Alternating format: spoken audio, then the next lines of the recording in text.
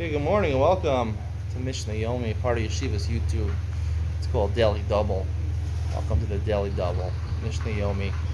Today we're learning Perek Yud Aleph, Mishnayos Gimel and Daled. Mishnah Gimel says, "Ein osin tmarim dvash, lo tapuchim yayin, lo sizvanios chometz." Technically, if you have tmarim, dates that are truma, you're not supposed to squeeze them out just for their honey. Lo tapuchim yayin, and you have apples, you shouldn't get their wine or the juice out of them. Lo sizvanios chometz. You shouldn't do this because kol being ma'abe truma, it has, tamarim are meant to be eaten, apples are meant to be eaten. So therefore, when you're lowering its value, you're not allowed to do that. Like we said, you don't have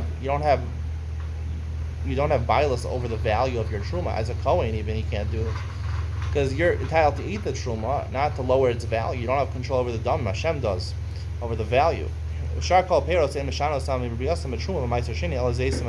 only thing, not only does truma apply to truma, but also meiser sheni. Meiser sheni also might even be more considered mamon gavoa. It's machlokas in the Gemara whether even the shalot is mamon gavoa, of Meir and Rabbi Yehuda, machlokas and Mesach Sukkah, mamon gavoa or not. The only two fruits or vegetables that you could do this is olives, because primarily olives are made for the oil, and grapes. Grapes, even people like to eat grapes, and they're so tasty. Grapes are amazing.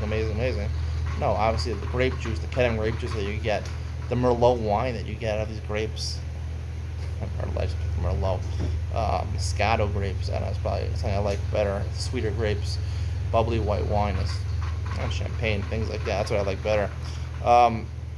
That's what it's made for. Primarily made for this. Therefore, you could squeeze it out because that's Hashem gave you the goof. The goof is the mashka. The mashka is the main part.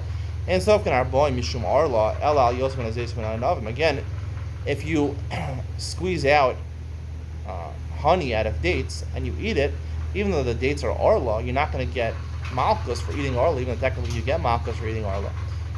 That's not the main part of the Arla. It's considered the tafel of the Arla, and you wouldn't get malchus. Ein Mavin, it's aser, but you still don't get malchus. Ein Mavin Bikurim Mashkim Elal Yosman Azesman Anavim. Again, when you bring Bikurim, right, the only thing they can bring as a liquid is from the olive oil and the wine or the grape juice. Right, all of their liquids are considered tafel. They're not considered a liquid except for oil, shem and zayis, and wine. Again, any other liquids you're not supposed to put on the mizbeach except the significant liquid, which is olive oil. You mix in the menachos, and wine you pour as in a nesachim, libations of the mizbeach. Here we're talking about after you pluck figs from the tree. A lot of times you have part of the ukatz. The ukatz is the part, the branch that attaches it to the tree. Right? Even though you cut it from the tree, part of it will remain attached to the te'anim, which are types of figs. Drogos is another type of figs. Klisim is another type of figs, according to the Rama. Karuvim are not figs; they're carrots, but they're truma. Asurim lazarim. It's usher to eat this. If you're not a kohen, you can't eat. Even if you want to eat the wood, you can't eat it.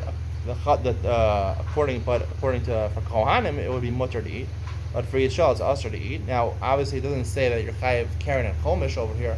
If you're a zar, I'll explain why in Ian Ben Sion. It's really a recurring theme. If you've been listening to my shiurim on Ian Mitzion,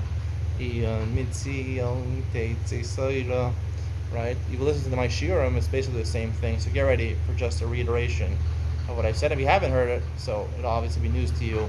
Stay tuned for Ian Mitzion coming up next.